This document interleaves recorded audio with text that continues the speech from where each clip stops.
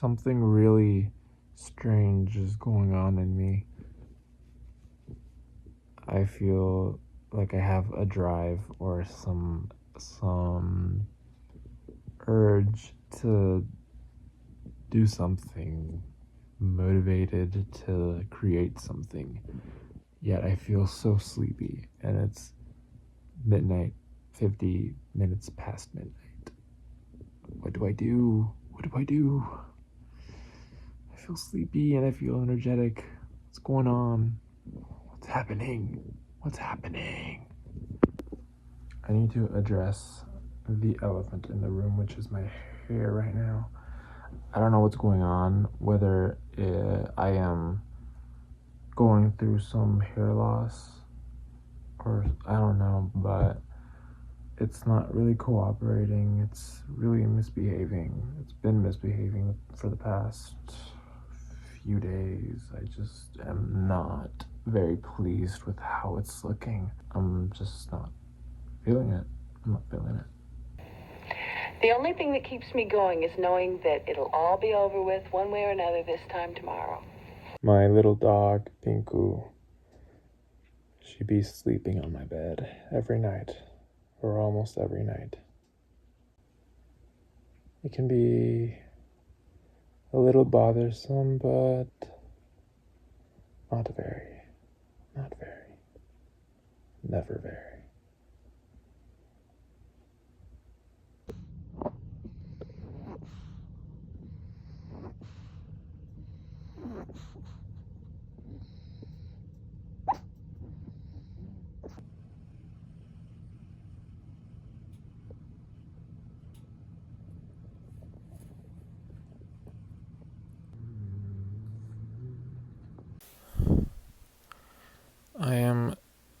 I realize that I'm actually going through the awkward stage, so that is why no hairstyle works right now. I really love protected left turns.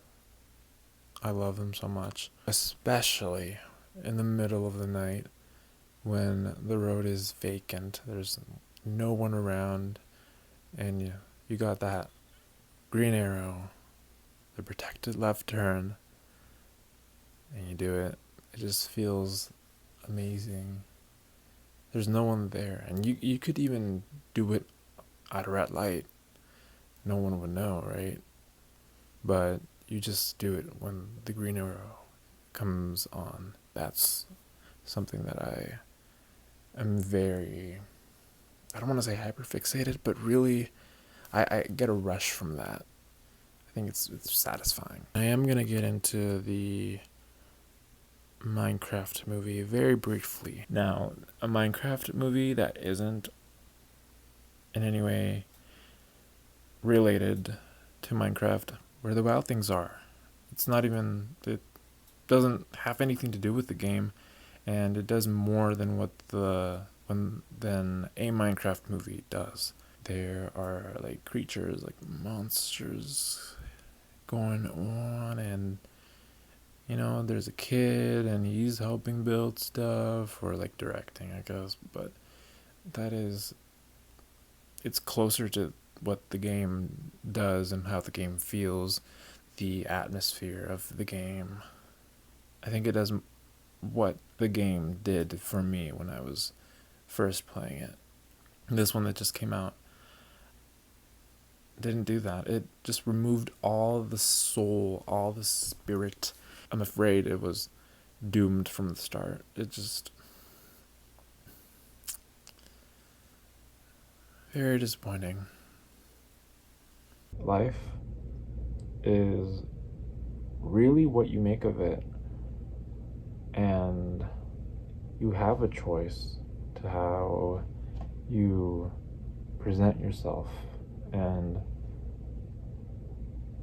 sometimes, in my case, I face cognitive dissonance. Like, I think that I want to have it easy, or just express myself in a, like, I think I want to express myself in a very authentic way. But when I actually do it in a social situation, it feels like I am underselling myself. I'm not really expressing myself to the fullest. Like, somehow I get hyperfixated on some some little thing that I am struggling a little bit to get out, that I forget about everything else that I had in mind, and I feel like I'm a different person. Sometimes I am too serious, anxious, and I should just let go of that tension. It's not worth living a nervous life. I did manage to let go a couple nights ago when I was in a social situation. And, before that, like, starting that night, I was struggling a little bit because I was focusing way too much on myself and not in the moment happening right in front of me. Because I went to a club with some people, and I wasn't really in the moment, in that moment, though eventually I gradually entered that moment. But before, I was so focused on myself. I will admit I was focused on myself, and when anyone asked me anything, I was just thinking of myself, that I didn't even realize what they were really asking me. That my responses were very, like, oh no, oh no, no, no, no, no. I'm good. But they weren't asking me anything related to me, but more about them. And I think I needed to listen to them, which is important. But also, it was loud in there. But yeah, yeah, context clues. That's very important. But you know, it's again, it's not worth living a nervous life. I I let go later on in that night, and it felt pretty good. And then after that, we went to, well, me and uh, some other people, my sister, her boyfriend, and her friend, and we went to eat. Yeah, like, I got my groove back because it wasn't loud, where things were lost in the music, the loudness of the place. That I managed to get some things out, and it was nice. It was a nice time in there. It's just that I've got to work on how I carry myself when I'm one on one with people, because I do struggle a little bit with how I carry myself when it's me and just one other person. Sometimes, like, don't even know how to carry a conversation with another person when it's one on one. That's my skill issue. I think I've always struggled with that, even when I was younger, much younger. Like, I felt like I needed to be goofy when I was younger, goofy, or do something random to break that awkward silence, because I didn't know how to get to know someone really. I just was way too focused on myself, and that's the issue right there. I'm way too focused on myself, that not even really thinking about how to get to know someone, or how to get anything out of them that is important, because getting to know someone is important. Anyone. It's important for real to recognize real, so that I can allow the second person to be real as I am being real. I have to say this right now. Sometimes I feel I'm not doing enough, or trying in a lot of things, like in my relationship relationships with people I know and care for. On the outside, sensitivity is draped over my shoulders, and it is what it seems. However, I'm afraid at times there's a lack of congruency with my actions. I don't see myself as a malicious person, nor do I have it in me to do or be that. I don't know how people may read my actions or perceive my intentions with something that I do for them or seemingly against them. I don't know what I don't know. I don't really know. What I know is at this point I don't really care about what people really think of me. In the grand scheme of things, it doesn't really matter. Because you should be sure enough about yourself to know that nothing or no one can make you question your intentions and yourself being.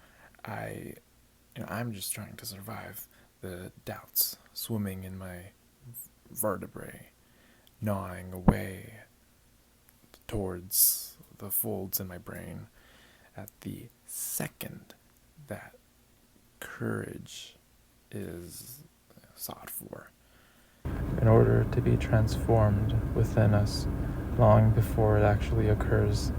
And that is why it is so important to be solitary and attentive when one is sad, because the apparently uneventful and static moment when our future comes upon us is so much closer to life than that other noisy and accidental point when it happens to us as if from the outside. The quieter, the more patient and open we are in our sadness, the deeper and more unerringly the new will penetrate into us, the better we shall acquire it, the more it will be our fate.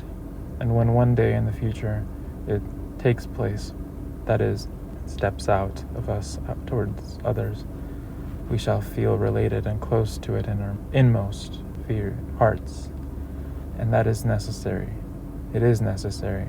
And little by little, our development will tend in its direction, that nothing alien should happen to us, but only what has long been part of us.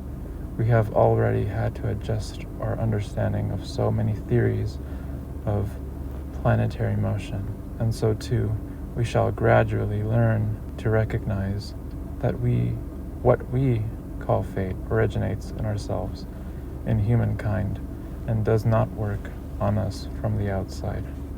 Only because so many people did not absorb their fates while they were inhabited by them, and did not make them a part of themselves. Only because of this did they fail to recognize what emerged from them. It was so foreign to them that in their confused panic they assumed it must have been entered into them, for they swore never to have found anything of the sort in themselves before. Just as for a long time people were deceived about the movement of the sun, so we are still deceived about the movement of what is to come. The future is fixed, but we move around in infinite space. How could things not be difficult for us? And if we come back to solitude, it grows ever clearer that fundamentally it is not something that one can take or leave. We are solitary. How much better, though, to see and accept that that is what we are, and even to take it as our starting point. If we do, the effect is admittedly one of giddiness, for all the points on which we are accustomed to rest our eyes are taken away from us. There is no longer anything close by, and everything remote is infinitely so. Someone transported from his room, almost without warning and interval, onto the top of a high mountain would feel something like it. He would be virtually destroyed by an unparalleled sense of insecurity, by an exposure to something nameless. He could think he was falling, or believe himself to be hurtling out into space, or shattered into 1,000 pieces. What a monstrous lie his brain would have to invent to rein in and clarify the state of his senses. In the same way, all distances, all measurements, alter for the one who becomes solitary. Many such changes suddenly take place at once, and, as with the man on the mountaintop, unusual imaginings and curious sensations occur which seem to take on dimensions greater than what can be tolerated. But it is necessary for us to experience this too. We must accept our existence in as wide a sense as can be. Everything, even the unheard of, must be possible within it. That, when you come down to it, is the only kind of courage that is demanded of us. The courage of the oddest, the most unexpected, the most inexplicable things that we may encounter.